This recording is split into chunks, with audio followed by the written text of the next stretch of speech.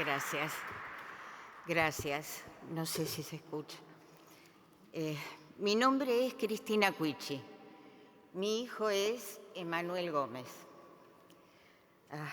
Quiero resaltar la condición de mi hijo primero y antes que nada. Mi hijo era un militante de lo que llamamos el campo nacional y popular. Mi hijo Emanuel se suicidó el 30 de mayo del 2019, cuando la organización política en la que militaba le aplicó un protocolo. Dije que mi hijo era un militante. Mi hijo administraba 2 comedores, asistía a los vecinos más necesitados del ministro Rivadavia en el partido de Almirante Brown, no tenía ningún cargo, no tenía sueldo, jamás se llevó un peso al bolsillo. Al contrario, siempre puso de su bolsillo para la tarea que realizaba.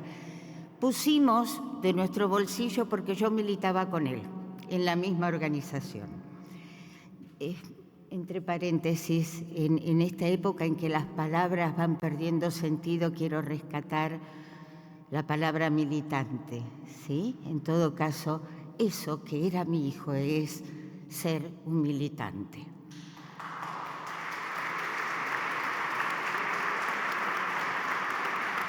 Y antes de seguir, quiero agradecer al Congreso, a usted, Lozada, porque me pasa que para mí esto es una novedad. Yo, que sigo siendo militante, suelo estar los miércoles en el Congreso, pero del lado de afuera, con mis iguales, los jubilados. Así que hoy estar acá, gracias, y es toda una novedad, ¿sí? A Emanuel le aplicaron un protocolo el 28 de mayo. 2 días después se suicidó. Ningún responsable de la organización en la que yo también militaba se acercó a decirme qué había pasado. 3 meses después, me enteré del protocolo que le habían aplicado. Y cuando pedí que me contaran exactamente lo que pasó, nadie dio la cara. Inicié entonces un juicio por instigación al suicidio. Y aquí voy a apoyar todo lo que decían antes de cómo está actuando la justicia, ¿sí? Lo inicié en la Fiscalía número 5 de Lomas de Zamora. La encargada del Frente de Mujeres de la organización, cuando fue llamada a declarar en el juicio, dijo que el protocolo es una formalidad que se aplica por costumbre, entre comillas, aunque hay un formato escrito, es decir, un esbozo o guía. Cuando se le preguntó en la audiencia a la que asistió si podía acercar este protocolo, declaró: yo no lo tengo en este momento porque es algo que se estaba terminando de redactar, pero puedo averiguar si se avanzó algo en eso. Repito, dijo, hay un formato escrito, y unos segundos después, es algo que se estaba terminando de redactar. Ya sabemos que los protocolos no tienen ninguna validez legal. Sin embargo, son aplicados en universidades, en escuelas, en clubes, en sindicatos, en partidos políticos. No solamente no tienen validez legal los protocolos que se aplican, sino que son paralegales. Están en contra de las leyes y hasta de nuestra Constitución. Sin embargo, se aplican. Ahora, las palabras de esta mujer, que primero dice le aplicamos el protocolo que estaba escrito y después dice que no estaba escrito, fueron una confesión, ¿sí? Ni siquiera estaba escrito. El referente de la organización dijo que, comillas, me notificaron de una denuncia de abuso en contra de Emanuel y me dijeron que se lo comunicara.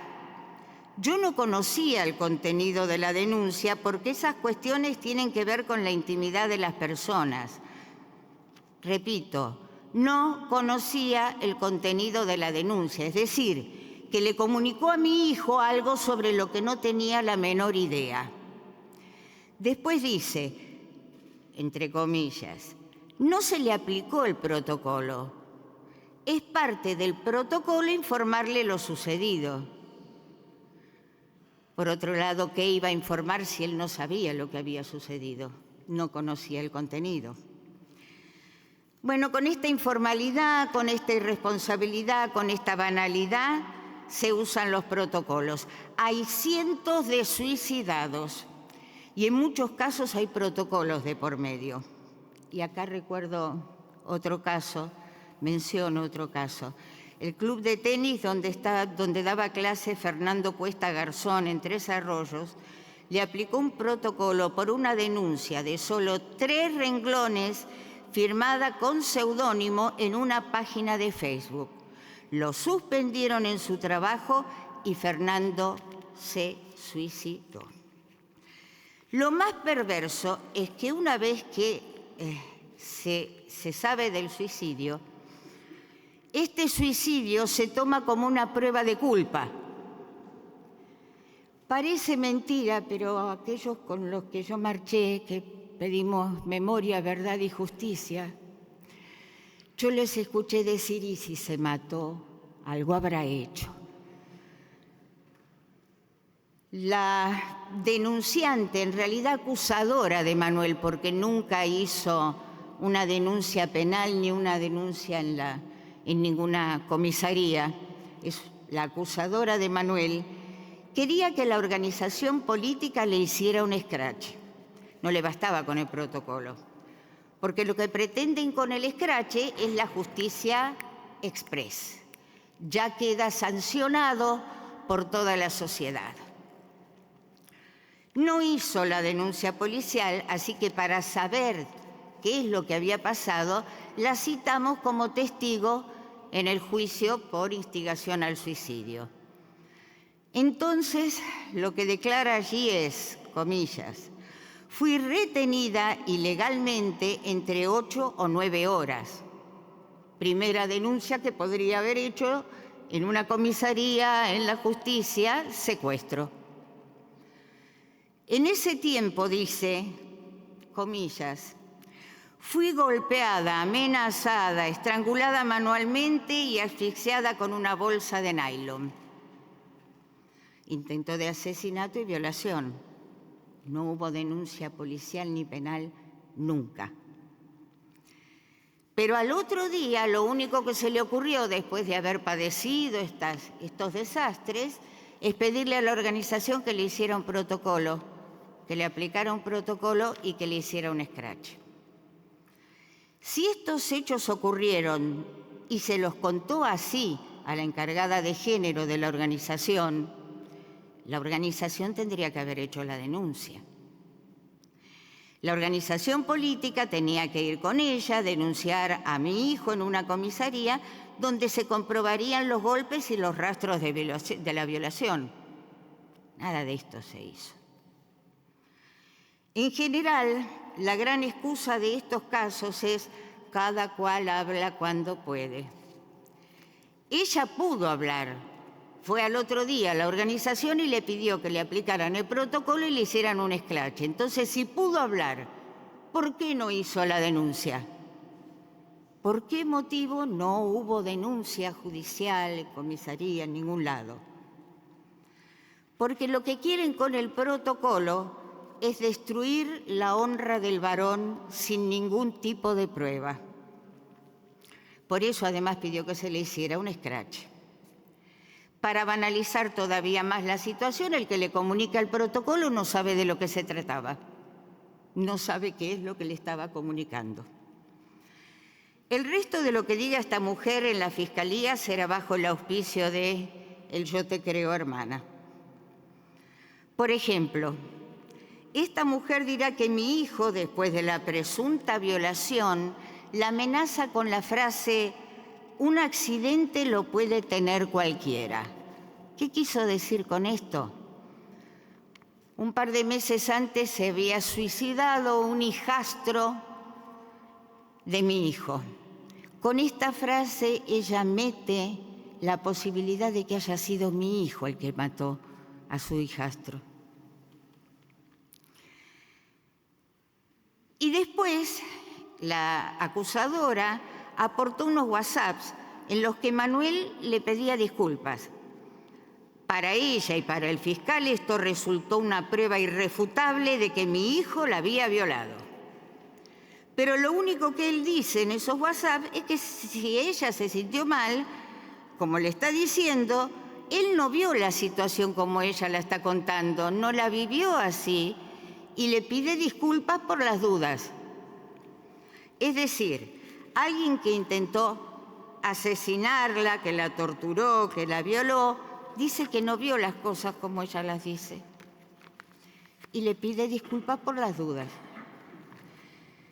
En el caso GC, ocurrido en la ciudad de Buenos Aires, pasó algo parecido. Doy las iniciales porque si bien está absuelto en este caso GC, hay todavía una instancia de apelación abierta. En el caso GC, ocurrido en Buenos Aires, ella le escribió al día siguiente de la presunta violación que no la había pasado bien y él le dijo que si fue así que lo disculpara. La mujer también pretendía que eso era una prueba contundente. Para los que investigan estos casos, hay patrones y matrices que se repiten constantemente. Para ir terminando, quiero contarles cómo empezó esa audiencia y cómo terminó. Lo primero que hicieron los fiscales fue preguntarme informalmente, claro, si yo tenía alguna asistencia psiquiátrica. O sea, de entrada me trataron de loca. Parece que a los fiscales sí se les permite maltratar a las mujeres o ejercer violencia de género. ¿Será que las mujeres somos todas iguales, pero algunas son más iguales que otras? Después me insinuaron si no sabía que era muy difícil probar una instigación al suicidio, con lo cual, amablemente, me avisaron que me iban a inclinar la cancha. Eso, de todas maneras, lo formalizaron en el expediente, solicitando expresamente que se eviten algunos cuestionamientos que conlleven a su revictimización.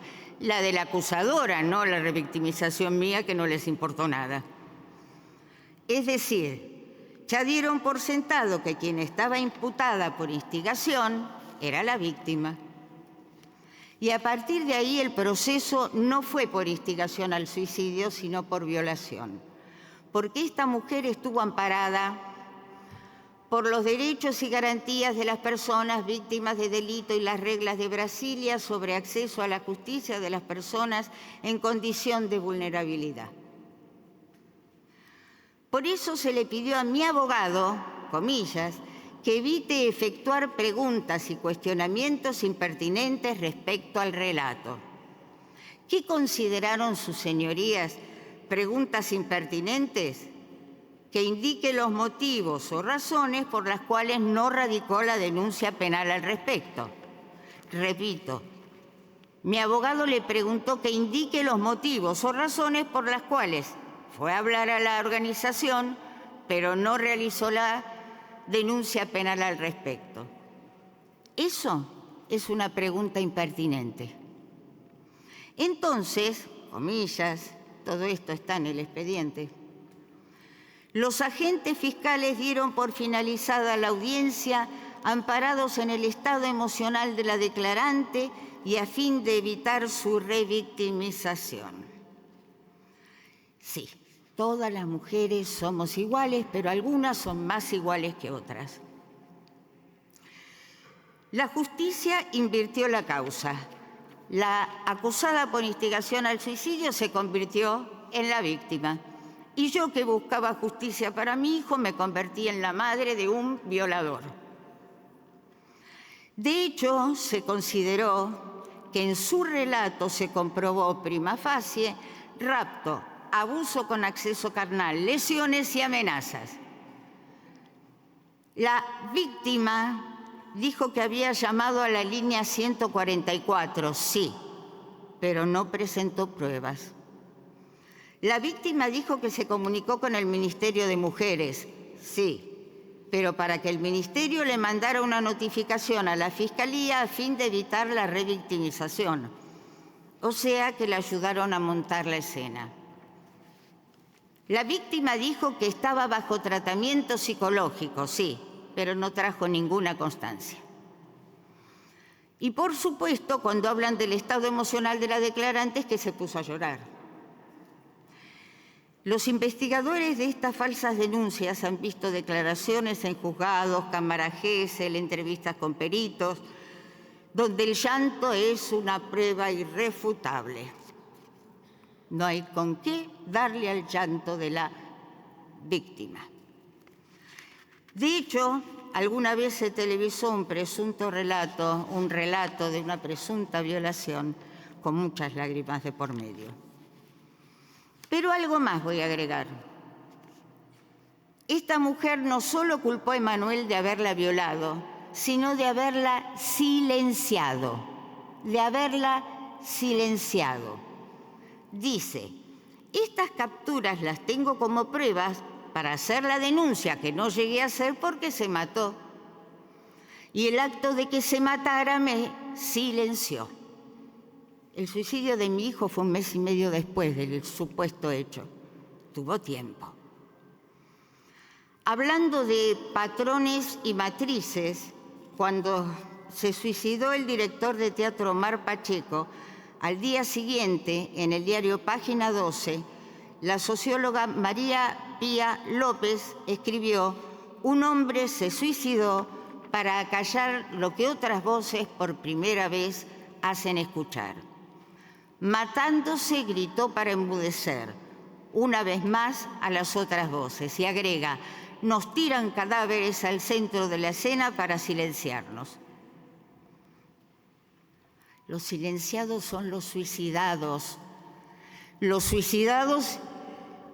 y los familiares que quedamos, silenciados y cancelados para siempre. Ninguna ONG ni el Estado llevan el número de suicidios por falsas denuncias y por escraches. Pero alguien que lo hizo personalmente habla de medio centenar, así que podemos imaginar que son varios cientos. Entre ellos, olvidado y silenciado, está Carlos Lamas. Presumimos que se llama así, es de Tres Arroyos y era de la misma organización en la que militábamos Emanuel y yo.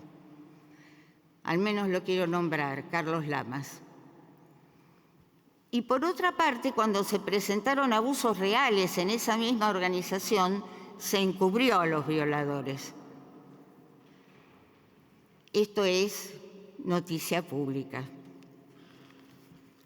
Dije que soy una militante y que vengo todos los miércoles a este lugar del lado de afuera.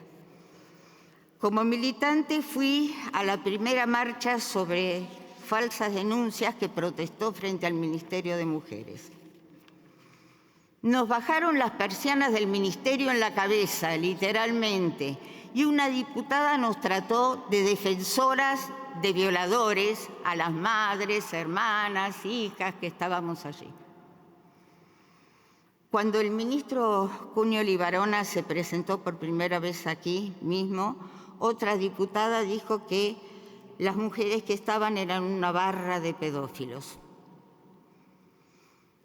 Diputada Macha y diputada Biasi, me pueden encontrar todos los miércoles aquí afuera. Acérquense con respeto y explíquenme por qué soy protectora de pedófilos. Las espero. Para terminar, todo esto no hubiera sido posible sin una ideología que difundió, que financió, que convenció a millones de jovencitas y creó un clima. En este mismo lugar estuvo Jazmín Carro, la chica que denunció falsamente a su papá y tuvo la valentía de decirlo. Con la firma de la licenciada Dora Barrancos, por esa declaración de Jazmín se le hizo una causa a la senadora Lozada y al ministro. En vez de acercarse a Jazmín y preguntarle si era cierto y compartir su dolor, investigar, iniciaron una causa. Este papel que tengo aquí es de un curso de feminismo que yo hice por 2 años entre el 2015 y 2016 y me fue entregado por Dora Barrancos. No quiero que se tome lo que voy a hacer como un acto de violencia, sino como un acto de liberación y de continuar el duelo por mi hijo. Porque yo soy respetuosa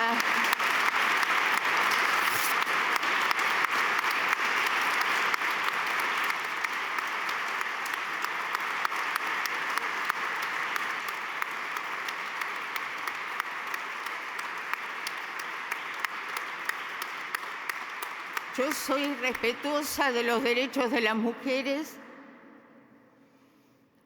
creo en la igualdad, pero lo que pasó en este país no tuvo nada que ver con eso, nada que ver con eso. Por último, habrán notado que no di nombres y eso se debe a que ya fui bastante maltratada por gente con poder y aún en sede judicial. Por eso aprovecho para pedir protección para mi familia. Seguramente mañana volveré a estar allá afuera, reclamando lo que es justo. Pero hoy estuve acá haciendo lo mismo, reclamando lo que es justo por mi hijo, para mi hijo Emanuel Gómez y para todos los que fueron arrojados a la desesperación y hoy no están con nosotros.